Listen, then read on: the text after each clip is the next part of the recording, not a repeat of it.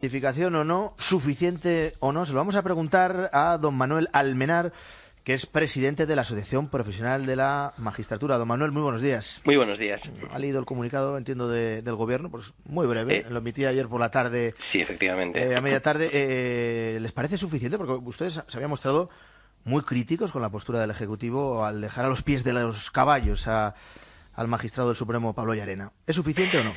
Vamos a ver, hubiera sido deseable una mayor claridad, pero basta comparar el texto de la nota de prensa del pasado jueves con el texto de la nota de ayer para constatar que efectivamente es una rectificación en toda regla.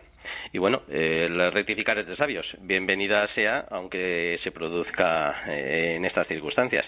Lo cierto es que en la nota de prensa del jueves se producían determinados reparos a la personación, a la comparecencia de un bufete local bajo la supervisión de la Abogacía del Estado en ese procedimiento belga. Fundamentalmente los reparos eran dos que se desprenden con claridad de esa nota de prensa. El primero, si lo leen con atención, verán que es que se condiciona la comparecencia, la personación del abogado a que en el momento de decidir sobre la admisión de la demanda, la autoridad judicial belga mencione hechos o actos relativos a la instrucción realizada por el magistrado del Tribunal Supremo Español.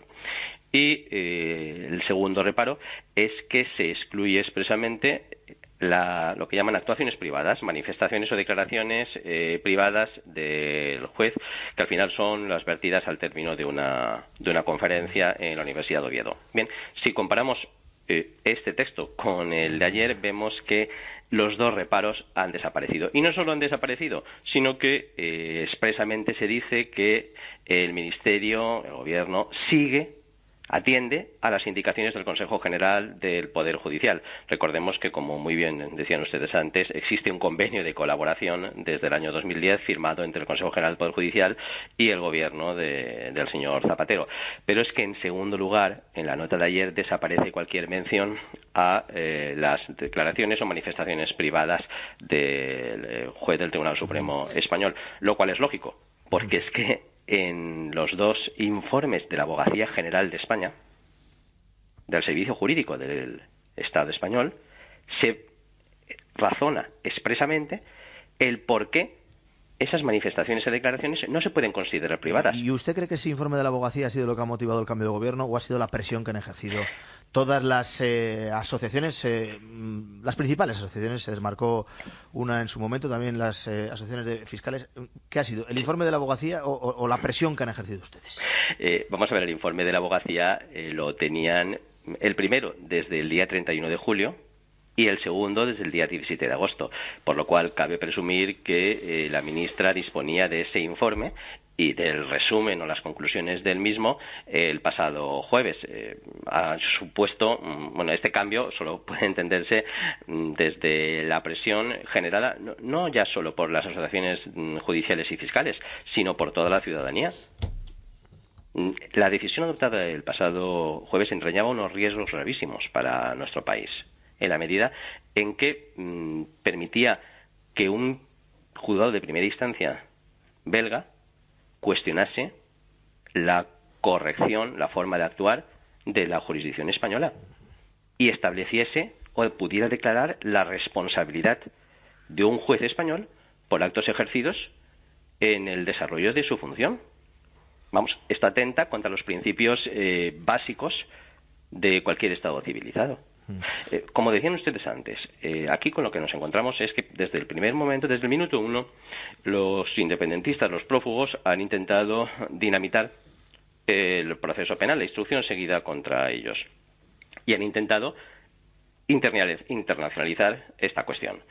La demanda civil presentada ante la justicia belga se enmarca en esta línea de actuación, con un añadido, y es que, a pesar de ir dirigida exclusivamente contra una persona física, que es el magistrado del Tribunal Supremo, don Pablo Llarena, en realidad encubre un claro fraude de ley, porque no se pretende, en el fondo, cuestionar determinados actos del magistrado, sino deslegitimar, desacreditar el conjunto de la jurisdicción española, el trabajo desarrollado por todos y cada uno de los jueces españoles, a los que se acusa de falta de imparcialidad. Esto tiene especial gravedad si tenemos en cuenta que no hay que dejarlo pasar por alto, que en el Gobierno hay 2 jueces.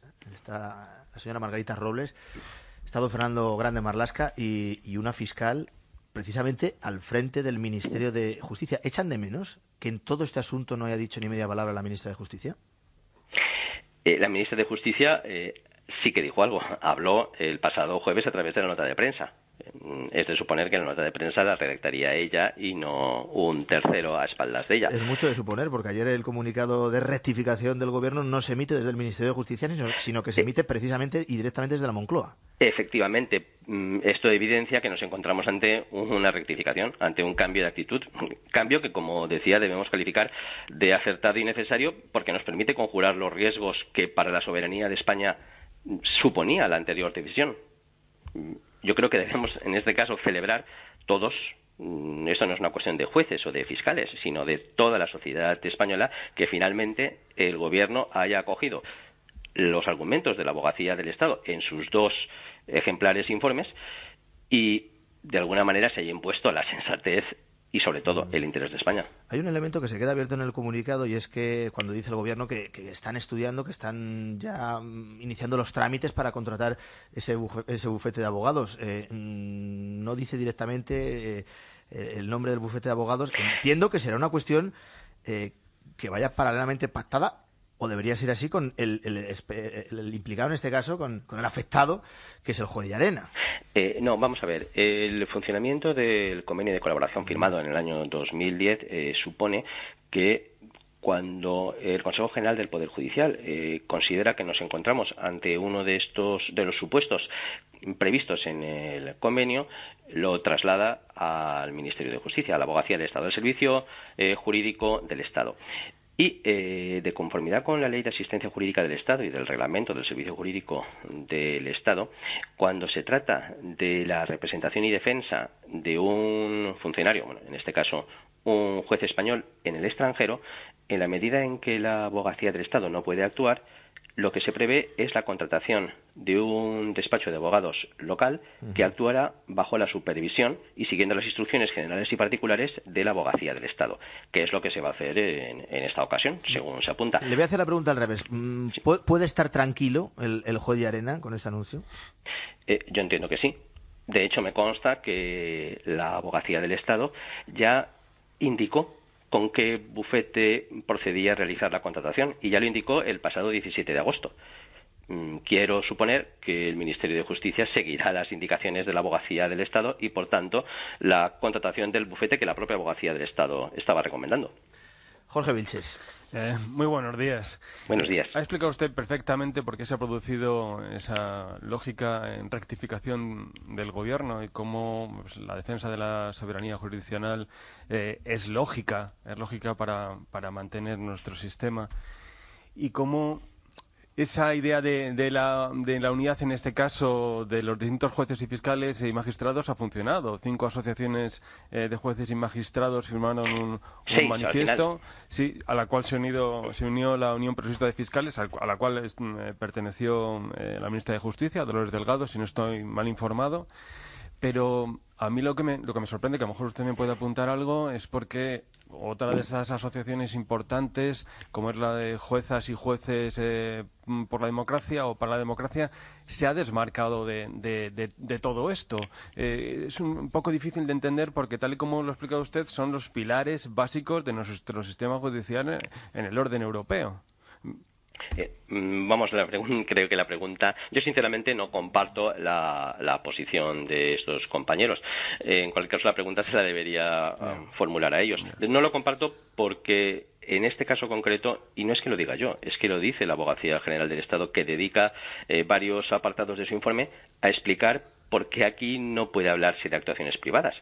No cabe distinguir entre el juez Llarena y el ciudadano Llarena. ¿Por qué? Porque si se lee con detenimiento la demanda, vemos que a lo largo de toda la argumentación lo que se está cuestionando es al Estado español y a la justicia de de España. Lo que se dice es que el Estado español, España es un Estado delincuente, al que se compara con otros como Kazajistán, sí. y en el que se viola sistemáticamente los derechos fundamentales de las minorías. Y a continuación se alude a que el sistema judicial en particular no ha sabido tratar la cuestión catalana, como si correspondiera a los jueces el tratar cuestiones políticas, e insiste en que el sistema judicial español actúa con falta de imparcialidad y sus resoluciones violan sistemáticamente los valores fundamentales de la Unión Europea. Eso es lo que se recoge en la demanda. Y al final, en unas líneas carentes de cualquier tipo de argumentación, lo que se alude es a tres supuestos actos privados del juez. Uno de ellos, fíjese, en el año 2014, antes de que hubiera comenzado todo esto, y el segundo sí que es el relativo a unas declaraciones del compañero tras una exposición en la Universidad de Oviedo. Y en esas declaraciones lo que se dice es simplemente que él solo se va a pronunciar, solo va a hablar de los casos, del caso en concreto del que está conociendo, y con relación al cual lo que afirma es que en España no existen presos políticos. Es decir, lo que está insistiendo es en la corrección de la actuación en fase de instrucción que está desarrollando el propio juez, con lo cual nos encontramos con una actuación íntimamente ligada al ejercicio de sus funciones. No podemos escindir una de otra. Le va a preguntar también Javier Fernández Arribas. Buenos días. Buenos días. Dos cuestiones concretas, dudas que yo tengo. ¿Tiene que ir el juez Llarena a declarar ante el juzgado de instrucción? Creo que está citado para el 4 de septiembre. La primera semana de septiembre. Y la segunda, ¿qué le pasa a la justicia española, o quizá el marketing o la imagen de España está un poco en entredicho? ¿Por qué un juzgado de primera instancia belga admite a trámite esta demanda, que es absolutamente partidista y tiene una base legal cuestionable? ¿O por qué un juzgado de Schleswig-Holstein, con el tema de la euroorden, entra en el fondo de la cuestión sin parar donde se tenía que parar a ver si la euroorden estaba bien o mal tramitada y darle curso? ¿Qué es lo que está ocurriendo?